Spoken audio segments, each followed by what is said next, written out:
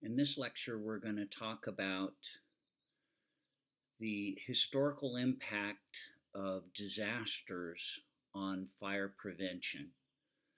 Uh, our overview, I'm sorry, our objectives are we're going to look at the overview of fire prevention history in the United States. We're going to analyze historic fires throughout history, and we're going to establish the relationship between these historic fires and the regulations that we have today. Now, I know some of you are thinking, oh my gosh, there's 2 PowerPoints in one chapter. Well, this is one of the only times this is going to happen. And you might be saying, oh my gosh, there's 2 projects in the first chapter. Well, this is one of the only times that that's going to happen. It's because this is all foundational stuff to our class. So hang in there. In fact, in chapter 2, there's just one PowerPoint, and it's not a very long one. It's quite short, and there are no projects. So you'll have a lot of time to concentrate on this chapter over these first 4 or 5 days of class. Your first quiz is going to be due on Friday, and you need to be prepared for that. So don't forget to download the study guide for chapters 1 and 2. Find the answers in those 2 chapters in your book, and be prepared for your quiz that is due by midnight Friday. Okay, let's get going in historical fires and their impact on fire prevention.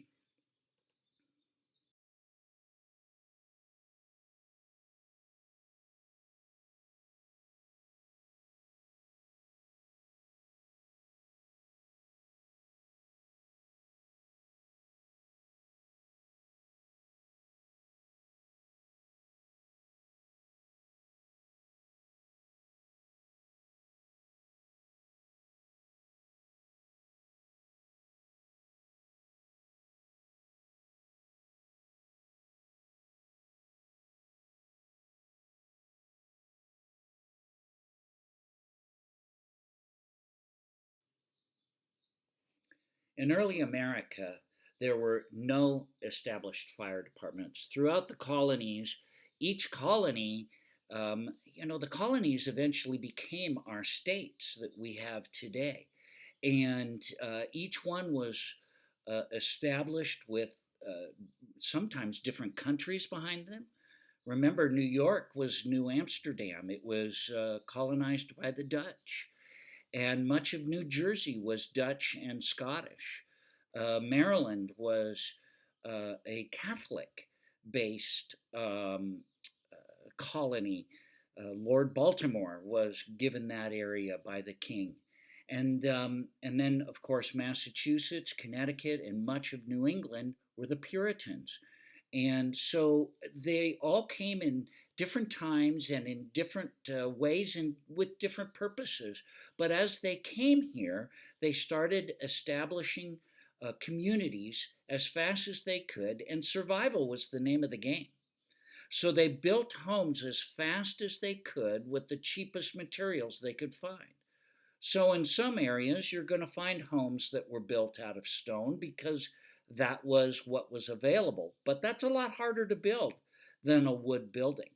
So what most of the buildings were made out of, they were made out of wood, and they were oftentimes log cabins. So they were very vulnerable to fire. So firefighting for the community was just a shared responsibility, and they had bucket brigades.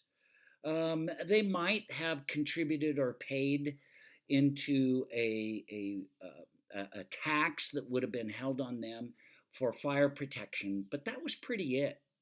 And because most of the buildings were made out of wood, they started to, in the colonies, to start having some laws, but these laws were just local. They were just for the different towns and cities, and they had, each one, some had more, some had less. So in the beginning, Boston was one of the first ones who outlawed smoking outdoors. That was in 1638. In New Amsterdam, which later became New York as we know it today, they instituted a curfew on fires between 9 p.m. and 4:30 a.m. People had to put out their fires uh, because unattended fires were spreading into the houses and causing fires that, and of course, because all the buildings were wood, if they were close together, they could spread from one building to the next to the next. In 1648, many of the colonies started outlawing wooden chimneys. Yes, they made chimneys out of wood. Geniuses that they were, and but they coated these wood chimneys with mud, and but the problem was that the mud would get exposed to the heat. It would cake and it would dry, and then it would fall off. So they had to constantly maintain them and put fresh mud on them, or they would catch fire. So in 1648, they said, no more chimneys made out of wood. Well, that was in some of the cities, but out in the different areas in the wilderness, they continued to make chimneys out of wood. So I know you didn't believe me. So here's two examples of older buildings that have survived the time, and they both have wooden chimneys. And you can see in the one where some of it has fallen off, you can see the mud that's caked on the inside. Here's one more picture of a wooden chimney.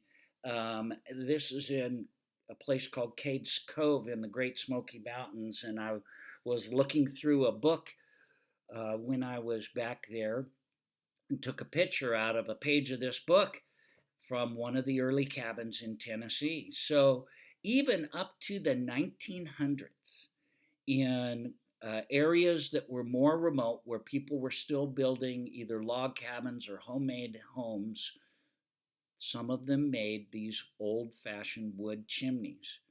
So, yeah, kind of crazy, not the smartest thing to do, but they eventually were outlawed, and the only ones that we see today are on old buildings that aren't used anymore but are historical. In the 1700s, we started seeing more laws. Sorry, I had these little things. 1715, Boston made it illegal to carry an open flame or torches outdoors. In Rhode Island, they outlawed fireworks in 1715. In 1780, the inspectors started checking chimneys to make sure that they were the right kind and that they were being maintained properly, and they even started fining people for violations. 1790, some of the cities, and I believe it was Boston, exempted firefighters from militia and jury duty, so that they could concentrate on being firefighters. In the 1800s, I love these sounds, um, they started to have firefighters were paid in Boston, and but I want you to note that all of these laws, they were local to individual communities. Despite these various laws, there was no common fire code. There were no advances. In fact, there were no fire prevention bureaus at all. There were just firefighters, and they did some work to try and prevent fires, but mostly there weren't laws that like what we have today. So there was a whole bunch of events that happened in the late 1800s and through to today. But as the Industrial Revolution grew, cities grew. And as cities grew, more and more buildings were built, and oftentimes in an old-fashioned manner. So let's look at some of these events that created change to what we have today. First of all, there was the Great Chicago Fire. On October 8th, 1871, Sunday, 9 o'clock. A fire started in a barn. There's one more, I think. There it is. Okay. A fire started in a barn and it spread throughout the city. Now, something I just read recently that I didn't know. On the previous day, on October 7th, there was another big fire. In fact, if it wasn't for this fire, that one probably would have been known as the Great Chicago Fire, for it burnt an enormous amount of area. But on the following day, this fire started in a barn and spread throughout the city. It was very dry weather and it was windy. And 100,000 people were left homeless and 300 died. 17,500 structures were destroyed. And the estimates of damage, it's kind of hard, but they would say 2.3 billion in today's dollars. This fire was so immense. There are no photographs that I've been able to find of the day of the fire, only drawings. There are photographs of the aftermath, but no photos during the fire. But this drawing that you're going to see in the next slide gives us an idea of what was going on as people panicked and ran.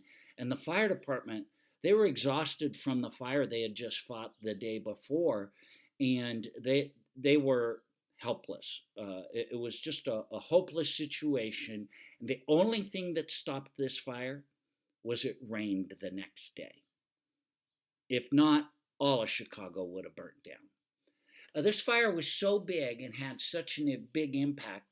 In 1925, President Coolidge declared Fire Prevention Week in October in the honor of the Great Chicago Fire of October 8th. This fire led to immense architectural changes. Now, it was the first it was the most substantial in a list of conflagration fires that we'll talk about in a minute. A conflagration is a fire that's so big it's almost impossible to stop. So here's a drawing of people panicking and trying to escape. They tried to stop the fire at the river, but that didn't work. I have some photographs of the aftermath and also a map I'll show you in a sec.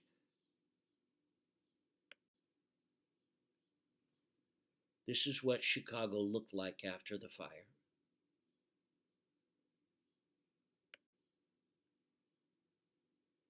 Here is a map of the burnt area, and you can kind of see the river that goes down, and they tried to stop it to the right side of the river, and that didn't work.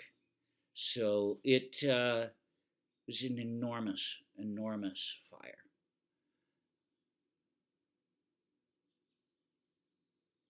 If you go to Chicago today, you'll see that a lot of architectural changes. They rebuilt the city out of stone instead of wood. There were a series of conflagrations after the Great Chicago Fire. The most significant of which I list here, these four, but there were many others. Boston had a series of large fires over the years, but in 1872 they had one that was 1 square mile. It included 766 buildings destroyed. After that fire, they changed a lot of their codes, and a lot of the what they called the rag trade or the recycling trade, we'd call it today. They used to call them junk men. That trade of trying to make money off of old junk, they kicked them out of Boston. Well, they went across the river to a little town called Chelsea, and we'll talk about that in a second. In Baltimore in 1904, fire burned for 1.5 days. Now, any of you have been back east and are familiar with the Baltimore, Washington, D.C. area, Washington, D.C. is a couple hours drive from Baltimore, depending on the traffic. Um, this fire was so big, they, the chief of the fire department in Washington, D.C. sent engines to go help them based on the fact of the glow that they could see in the sky. They weren't called upon, that they weren't sent for help. They sent help because of what they could see, what was going on. It burned for a day and a half, as I said, 140 acres and 1,500 buildings. In San Francisco in 1906, they had the great earthquake that led to a fire that burned 95% of the city. The San Francisco earthquake and fire was just enormously devastating. But again, they rebuilt, but rebuilt with new laws and new codes. And then, as I mentioned before, Chelsea, Massachusetts had taken on a lot of the industrial trade that was kicked out of Boston. And they had a fire in 1908 that burned down 1,500 buildings in half the city. Now, we're going to look at later in the semester when we talk about major fire hazards. We're going to look at a video about a fire that happened in the 1970s in Chelsea, Massachusetts, that was just as big as this one, because they did not make laws like a lot of the other cities, and they continue to this day to have a fire problem because they refused to change the laws because of what it would do to the businesses of the community. So all of these great conflagrations and fires that burned around that time led to the realization that urban areas need stricter building codes and fire codes. And if you go to Chicago today, anybody who's been there, you go to downtown Chicago and you'll see, like in this photograph, this is Michigan Avenue, a great shopping area. If you ever go to Chicago, you need to go to Michigan Avenue. There's a great museum of art and a lot of wonderful stuff. I really enjoyed Chicago when I visited it. But the buildings are beautiful and everything's made out of stone. And then there's, of course, modern high-rise buildings that are built to modern fire codes. One of the most devastating fires of the early 1900s, in fact, the worst single building fire in the sense of people killed, was the Iroquois Theater fire.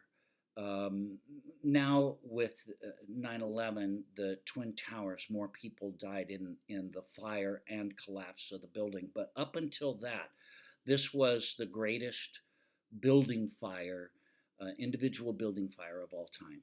So in America, 603 people died. And they were mostly women and children. This event, this fire happened during a matinee show. Back in the days, early 1900s, there's no TV. I don't think there was radio yet. I don't believe so. And for entertainment, people would go to vaudeville shows. And there were theaters all over the major cities where people would go to see performers who would sing, dance, dog and pony shows, all sorts of different things, and small dramas. And so this fire happened during a matinee at a relatively brand new theater called the Iroquois Theater, and this building was claimed to be fire safe because it was all built out of stone. Well, the building was fire safe, but the interior products were not. They had installed also a proscenium curtain, which was made out of asbestos, and it was meant to roll down if there was a fire on the stage and to keep a fire on the stage from going out to where the people were. Well, the nightmare that nobody wanted to happen, but people imagined could happen. A stage light ignited a curtain, and there was a fire on the stage. A performer named Eddie Foy was performing, and he stepped forward and told the people, we have a fire, but don't panic. This building is fire safe, and we have all the latest fire protection. Just calmly get up and exit the building. With that, Eddie Foy stood back, and they released the fire curtain, and it caught on some of the set dressings and materials on the stage. And so it didn't go all the way down. At the same time, one of the stagehands opened the backstage door to escape. And when he did, a blast of air came in and it blew the fire right off of the stage, under this proscenium curtain, and out into the crowd. Panic ensued, and again, it was a matinee, so it was mostly women and children. And they started to scream and run for the exits. But the exit doors, many of them had locks on them to prevent gate crashers from sneaking in without paying.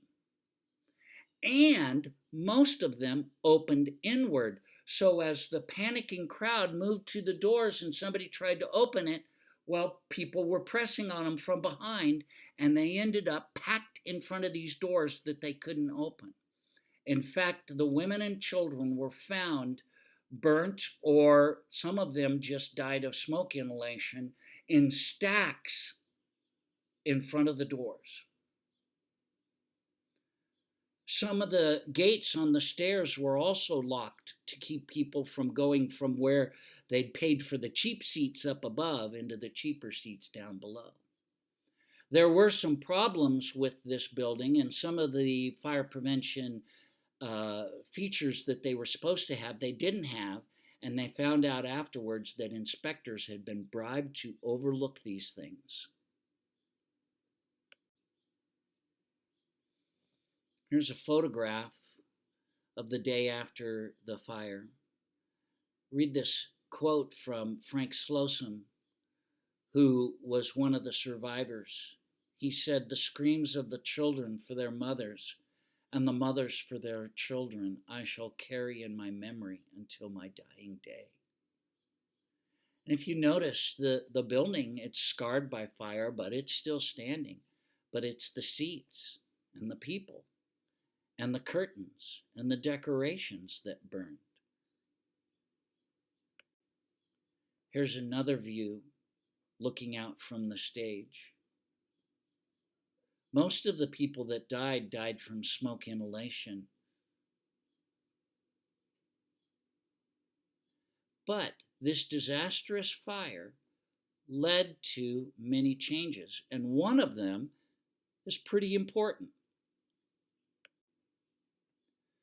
A guy named Carl Prinzler was supposed to be at the show at the Iroquois Theater that day, but he'd got called into work. He was the manager of a hardware store, and he had heard the fire wagons going down the street, which, by the way, it took a long time to get them because there weren't any alarm boxes nearby, and so it was like 13 minutes before the fire department even got to the fire.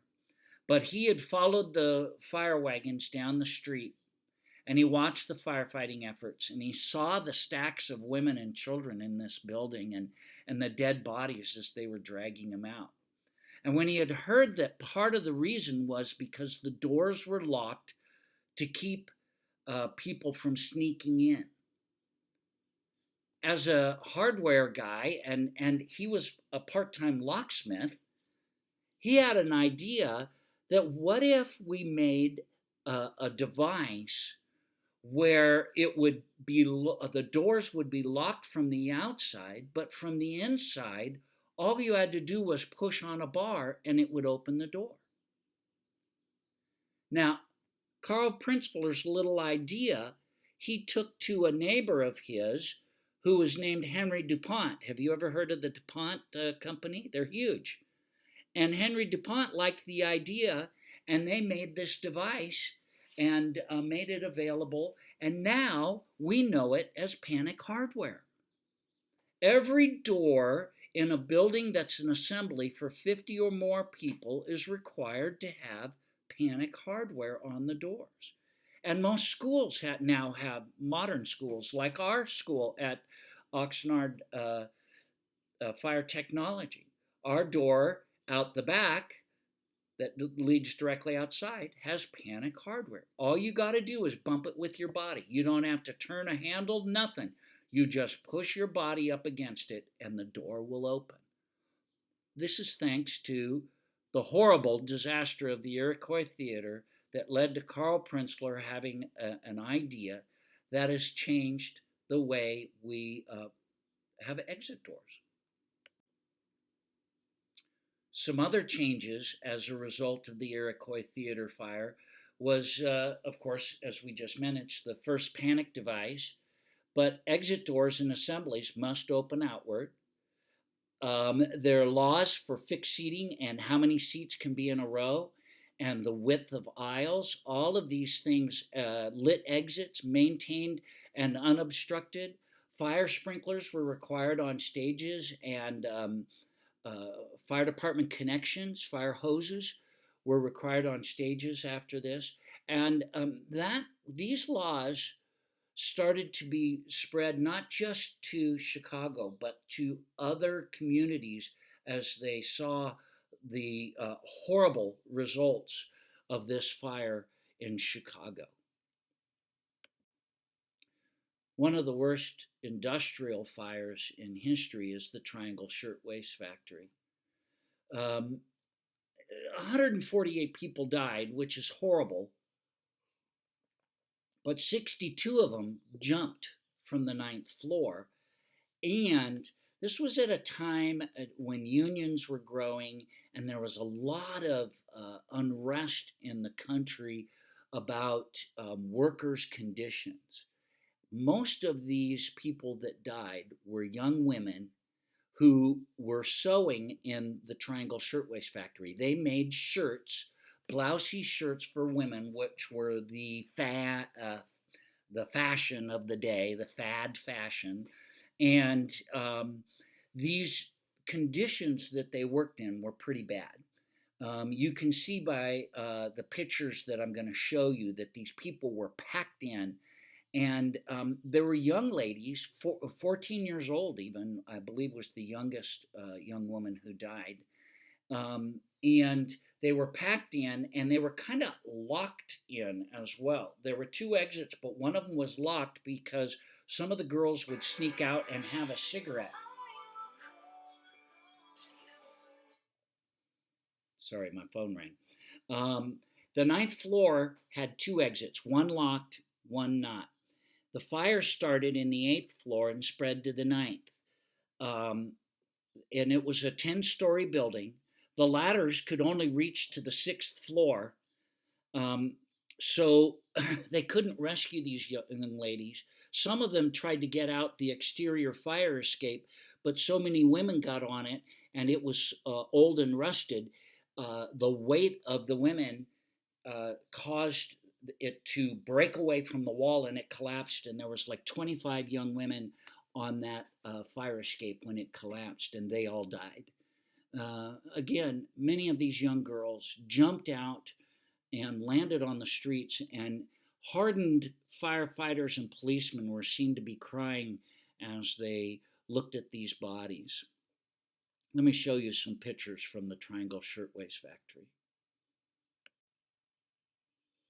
This is what it was like in one room of the factory. And they would cut the cotton and the materials, and then others would sew it.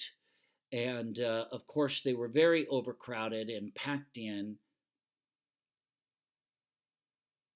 And if you notice, there are some men that are standing watching. They were there to make sure that everyone does their job. And they were almost like bouncers. If you note the cotton material and the wood floors, there was so much flammable material in this place. But one of the things that contributed to the fire is all of these sewing machines required a lot of oil. And the oil stains would, when they would refill the oil on the the sewing machines, it would drip on the floor. Well, over the years, these oil stains had built up, and so the wood floors were soaked and saturated with oil.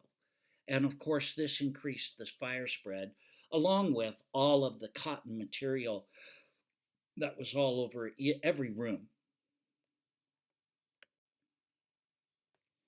This picture shows one of the rooms before and after the fire. So you can see how packed the conditions were.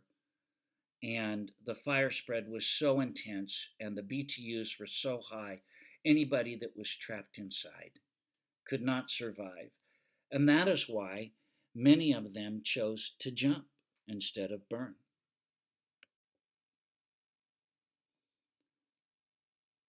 Well, we're talking at least 80 feet high that they were jumping from, some from 90 feet.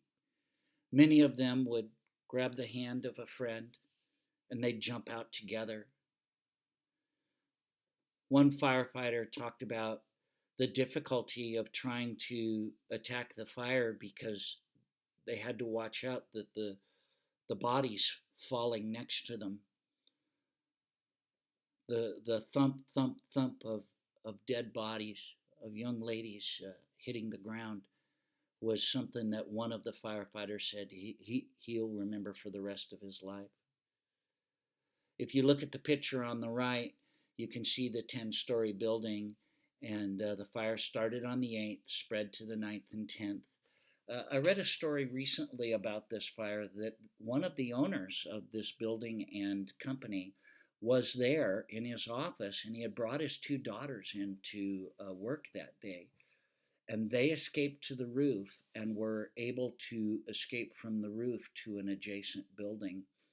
And they were very fortunate because most of the young women that worked for this man were not able to escape up or down. Only a few did, and the rest were either burned or jumped to their deaths.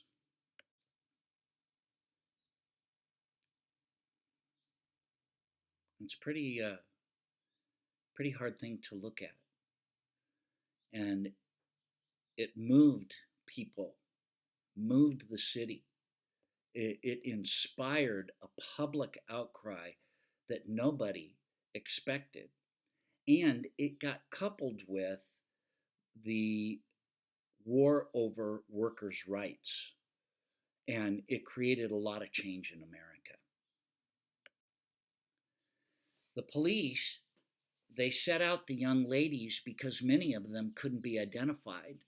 So they set them out in a public building and invited the families to come. But what they didn't expect was that thousands of people from all around New York came out and walked through to view these poor young ladies' dead bodies. And they did it to pay respect. And as a result, newspapers, and there were literally protest parades in the streets after this fire because there had been a lot of union problems as a result of this company was very hard on the poor young women, and it created a lot of change. So let's look at some of the changes that happened as a result of this Triangle Shirtwaist factory. Smoking was forbidden around combustibles. The exits were had to be clearly marked and were not allowed to be unlocked. Fire sprinklers were required for places with 25 employees or more. Now, this was just in New York City, but at least it was a step in the right direction. And a very significant development was that they developed the Bureau of Fire Investigation, which was New York City's first step towards a fire prevention bureau. This was a big deal. Now, unfortunately, the owners of the Triangle Shirtwaist Factory got away. They were criminally charged, and they were not prosecuted. It was not proved that they were negligent. In fact, everybody knows they were, but again, in a court of law, they were able to get away with it. And they opened another factory. And from what I've read, they were still the kind of employers that would take advantage of their workers. As we move closer to today, we start seeing that in the 1900s, where a lot of our disastrous fires have happened are in public assemblies. The first of which was the Coconut Grove fire. It was during the war years, 1942, in Boston. It was second worst building fire in U.S. history in the sense of lives lost. 492 people died. The facility was overfilled by twice its capacity. It was very popular during the war years to go out dancing, and this place was packed to the gills. It was an old warehouse that had been converted to a nightclub. And it kind of is reminiscent of the current trend in raves and stuff like that, where they'll come in and rent a warehouse, throw a party, and then leave. These kind of situations we're going to have another fire like this someday at one of these raves or one of these supposed impromptu parties that break out in warehouses. One of these days, we're going to have something disastrous happen at one of them, just like back in the day of this Coconut Grove fire. One of the problems was that a busboy was trying to replace a light bulb, and he used a match to see. He couldn't see because it was dark. The lights were all turned down, and he used a match to help him see. Well, right after that is when the fire started, and they don't know if it was an electrical problem that spread to the decorations or if it was from this match that he lit. But paper palm trees, cloth draperies that had supposedly been treated to be non-flammable, they exploded into fire. And then they tried to throw water on it, and it didn't stop it, and it was starting to spread towards the ceiling, and they pulled on some of these draperies and paneling that was on the side of the wall that was on fire, and by doing so, they broke loose some of the false ceiling, and the fire spread into above the false ceiling and then ripped throughout the building within 5 minutes. Now, that sounds like a long time, but when you're running from a fire, 5 minutes is nothing. It goes by so fast. In fact, I've already been talking for almost 3 minutes on just this slide. That's fast. And all of a sudden, 1,000 people or so that were in the building are trying to get out from limited exits. And so what happened was the main entrance door was a single revolving door. Some of the side doors had been welded shut to keep people from sneaking out. Windows were boarded up, and other exits opened inwards. That wasn't supposed to happen anymore, right? But they did. And as a result of this fire, there were many developments that, it was devastating. 492 people died. They banned flammable decorations. Now, I go to islands a lot, and I always wonder about those palm branches that they have. And they got a lot of decorative material in there, which I'm sure when they installed it was flame retardant treated. But you wonder, are they still safe? There was also inward swinging exit doors in this building. So they banned inward swinging exit doors. They required exit signs to be visible at all times. Many of them were covered with decorative materials. And also, for revolving doors, nowadays we are required to have a similar door to the side, similar in size, because revolving doors can catch people in them. In 1997, there was a study that was done, and they determined that Um, because of during the war years, Freon was something that they needed for the war effort. A lot of air conditioning units were using methyl chloride, and it's flammable. And they believed that there was a leak from the air conditioning unit, and this methyl chloride caused the fire to flash and spread faster. Here's some pictures from this horrible fire, the Coconut Grove fire. Quite devastating. 492 people died.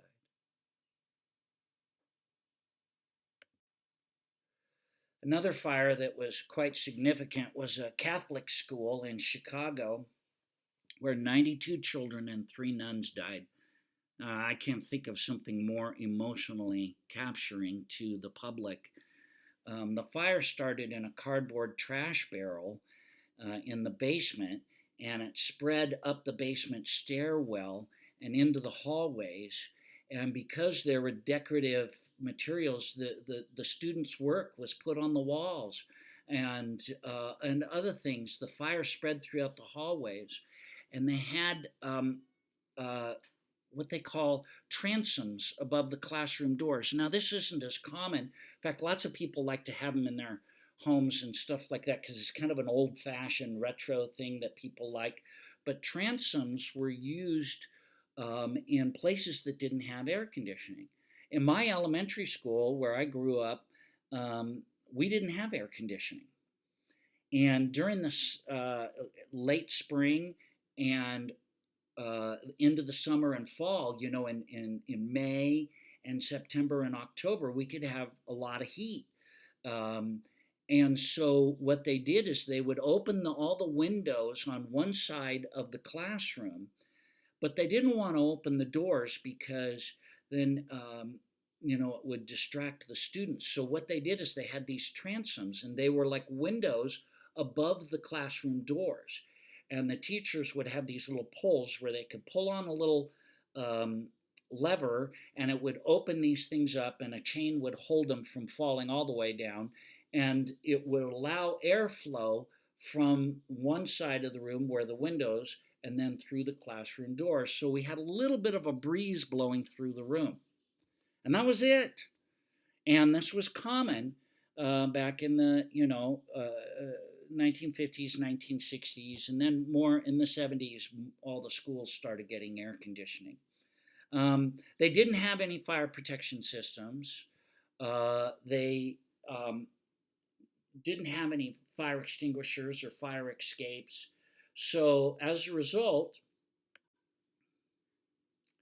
some of the developments that came up was they had fire safety regulations that this is one of the first times were enacted nationwide.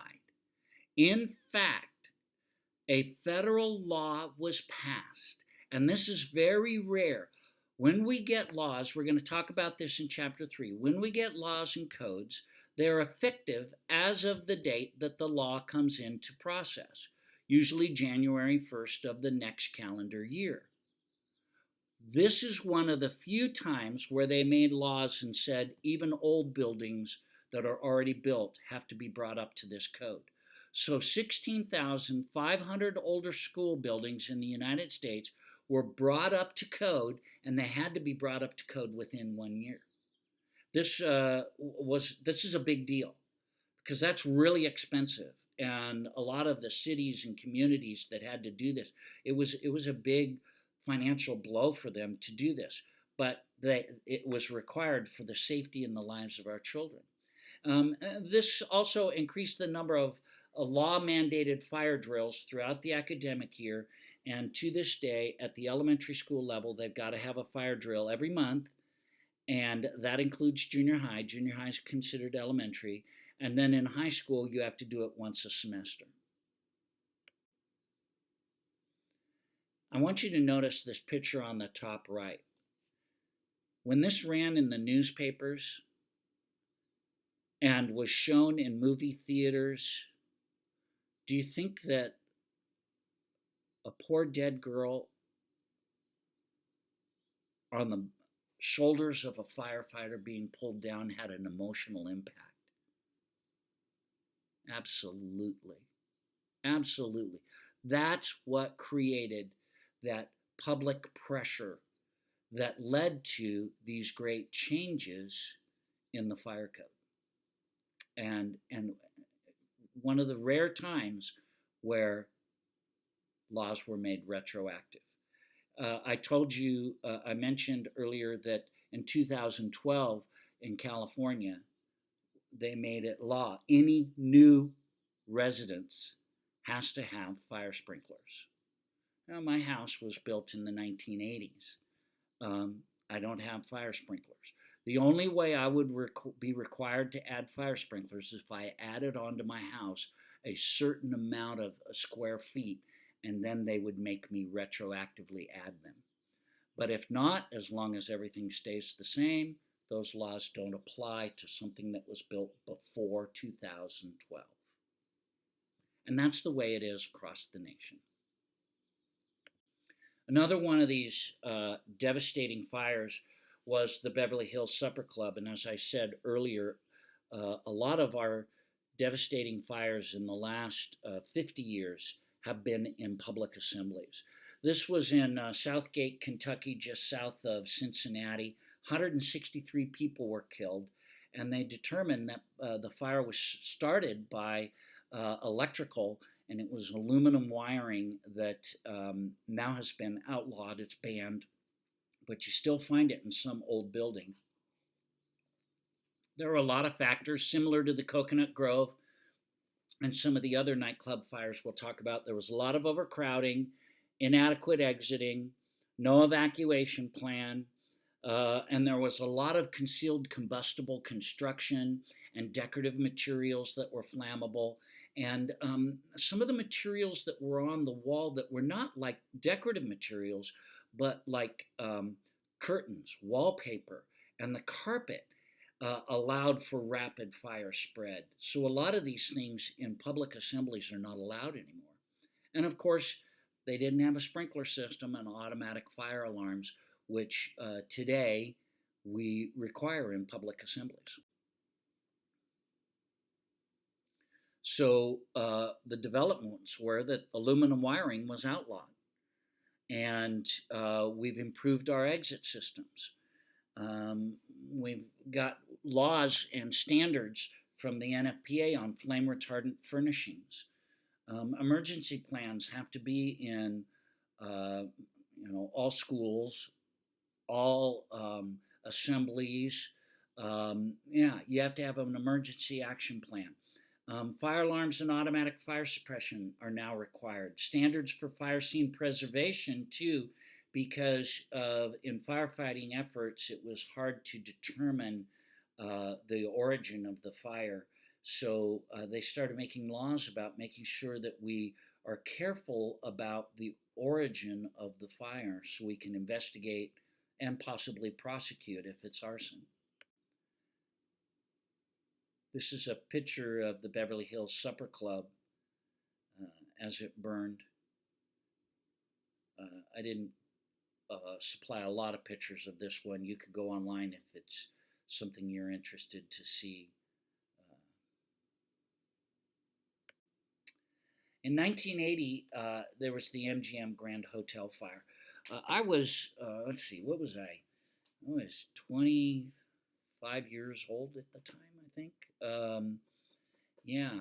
So in 1980, this fire was one of the first ones I ever remember where they broke in on television and showed this on TV.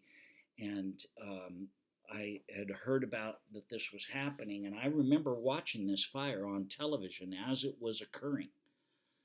85 people died, 650 injured. And you can watch a video about this. I don't think I included it in the videos you have to watch. I forget. But these people were not burned to death. They died from smoke inhalation and from superheated gases and toxic gases that were spreading throughout the building. There was no evidence of panic. The fire started in a restaurant and spread and went up the stairwells and then into the hallways throughout the hotel. So people were trapped in their rooms, but those that went out and tried to escape into the hallways, they died because in the hallways was all of this smoke and these products of combustion. There were no sprinklers in the building. The fire marshal for Las Vegas had objected to fire sprinklers and thought they were not worth installing, not worth the money. Do you think he might have got paid off? Yeah, it's Las Vegas. So the sprinklers that did work, that were required in the restaurant, they did extinguish the fire, but the smoke and the smoldering, that's what spread throughout all of the buildings. Here's some pictures during the fire, and it was really tragic. One of the firefighters said that two of the people he found dead in a bedroom were a husband and wife who'd laid down on the floor, and they were in an embrace, and they held each other while they suffocated. And he said it was just tragic to see. And now hotels are required to have exit plans. The stairwells have to be separated and have smoke evacuation that pulls the smoke out, or they positive pressure fill the hallways and stairwells with good air, so that the smoke can't come in and give people time to evacuate. So a lot of laws changed as a result of the MGM fire.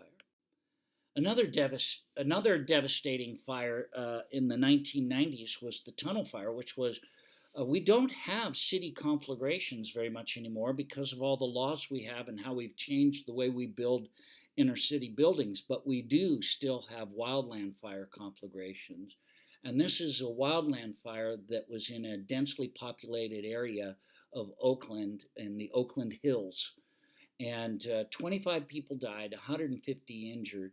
The fire was only 1,520 acres. In terms of wildland fires, that's not a huge fire. It's big, it's not huge. But the amount of homes was enormous.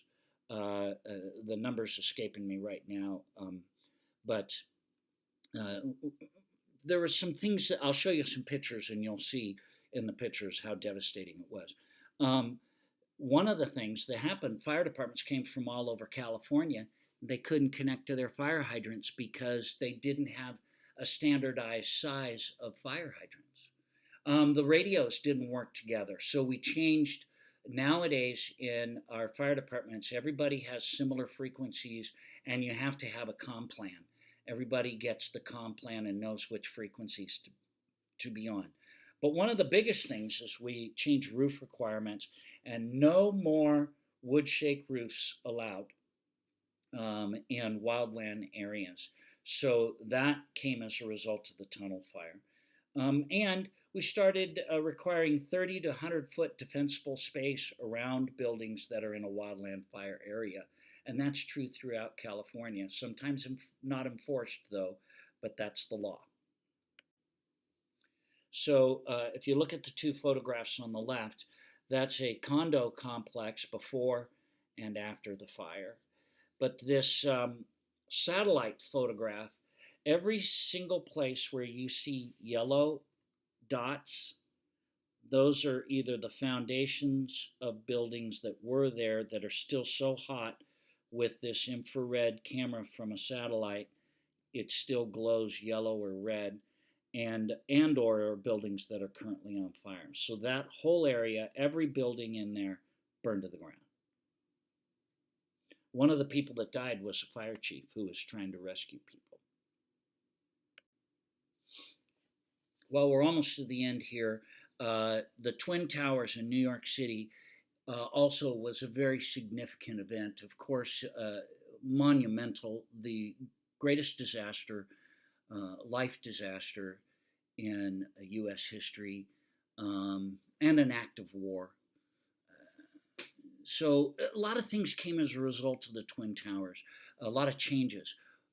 very important to fire prevention and the way we do things today. First of all, was the establishment of the Department of Homeland Security and the fact that FEMA and the U.S. Fire Administration were put under Homeland Security. And also, as a result of the World Trade Center and Hurricane Katrina, we changed a lot of laws and established a national response plan, which requires every safety personnel, police and fire, to have ICS and NIMS training. And also, the National Response Plan changed the way that states and local agencies work together with the federal government during any incident of national significance, any terrorist event, or any major fire or hurricane, earthquake, things of that nature. Now, all of this had a big impact on the International Code Council's code development, and that they established the codes that we use today. When I started in fire prevention, we didn't use the International Code Council code, and we do now. And a lot of that is because of right around the same time as the World Trade Center, a bunch of code developers went together and made an international code. And, and every state in the US, except for 8 of them, used this code. So there's more of a unanimity of code throughout the United States. But engineers also tell us that they could have kept those 2 buildings standing if they'd have imagined something of the magnitude of 2 jet planes crashing into the buildings. So as a result today, the shafts are hardened that hold up these high-rise buildings. There's a lot of collapse prevention and fire protection of the structural steel in the new Freedom Tower that we have on the site of the Twin Towers, or by the site. If you ever have a chance to go to New York, go to the 9/11 Museum. It's very powerful. It's very sobering. I've been there, and it's really, really amazing. Lastly, we're going to close with 3 nightclub fires that have happened recently. The Station nightclub fire you're going to watch a video about. I just want to tell you a little bit about it. It was in 2003. I was in fire prevention right around that time. Happened in West Warwick, Rhode Island. 100 people died as a result of burns and smoke inhalation, and many more were injured. This fire started as the result of illegal pyrotechnics that were set off inside, and they had recently added foam to the walls, and this foam was not fireproof, and it contributed to the spread of the fire.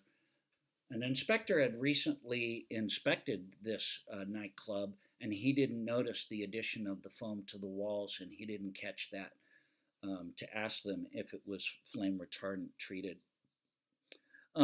Many people think that this building was supposed to have had sprinklers because of a change in occupancy type, but they actually didn't change occupancy type and were not required to add sprinklers. The video for this is in the module for Chapter 1, and if you only watch one of the videos that I've made available to you, watch this one. You really, really need to watch it. Not to be disturbed by it, but I want you to understand why we do what we do in fire prevention. It's to prevent something like this from happening. This should have never, ever happened. People went to jail because of what happened this day. Here's one of a series of pictures I'm going to show you from this fire at the Station nightclub. These 2 guys on top were in the band, and one of them stopped to take a photograph, which is crazy. You can see a camera in his hand. See the guy with the cigarette?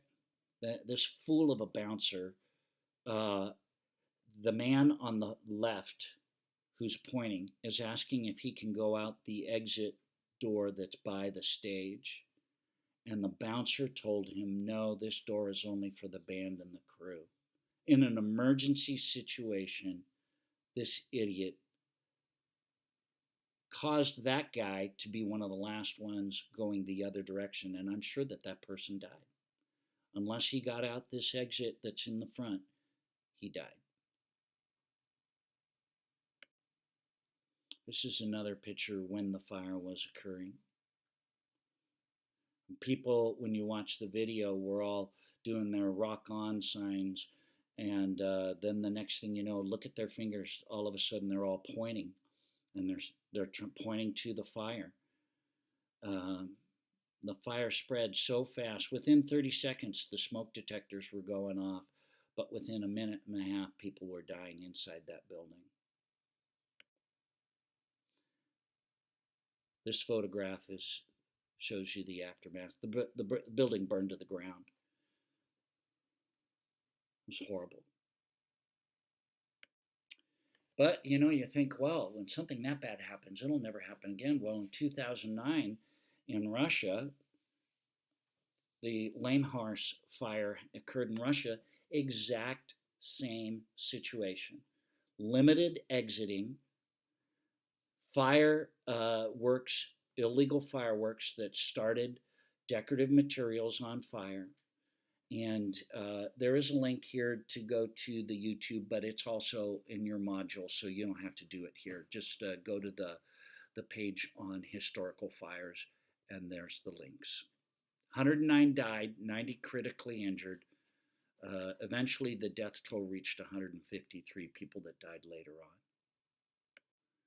Here's a picture of the fire. The fireworks spread into the ceiling, and then that spread throughout the building. They set up a temporary morgue outside as they dragged the dead bodies out of the building. Some of the bouncers also in this situation slowed down the exiting because they thought people were trying to escape without paying for their drinks. Training our personnel on how to evacuate a building is one of the ways we can prevent these things from happening.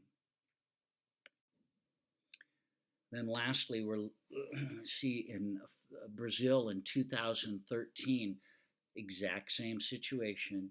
2,000 students were crammed into a nightclub. Fireworks were set off, and the fire spread rapidly. There were no smoke alarms, no sprinklers or fire exits, and 231 people died. So you need to watch the video about this also. It's a short video. It's just a news blurb about the Kiss nightclub fire. This was just 5 years ago. So it's still happening.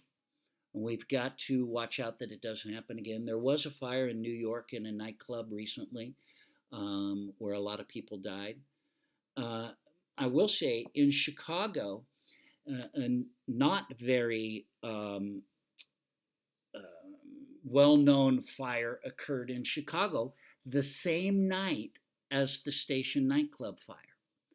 And that fire occurred in the kitchen of this nightclub, and they had sprinklers, and they had alarms, and they had a crew that was trained to evacuate people. The fire was suppressed by the fire protection systems. When the fire department showed up, the fire wasn't out, but it was held in check. And the bouncers did the exact opposite of the station fire. They knew how to evacuate their people, called out to the crowd, led them in a calm way to exit the building, got everybody out of the building, not a single person injured by this fire. And yet very few people know about it. But they had all the right stuff, the right fire protection system, the right training, and the right evacuation plan. I show you all of this stuff so that you can appreciate what we're doing in fire prevention. We're trying to keep these things from happening. Again, I've got a story I'm going to tell you a little later on of a situation where I prevented something from happening, and Nobody's going to give me an award about it, but uh, even when we just make a little decision to say, hey, why is that exit blocked? Or why is that stuff stacked over there? And hey, you can't do that. We could make a difference that could save thousands or hundreds of lives. Okay, make sure you get your projects done, and your quiz is due on Friday for chapters 1 and 2. Don't forget.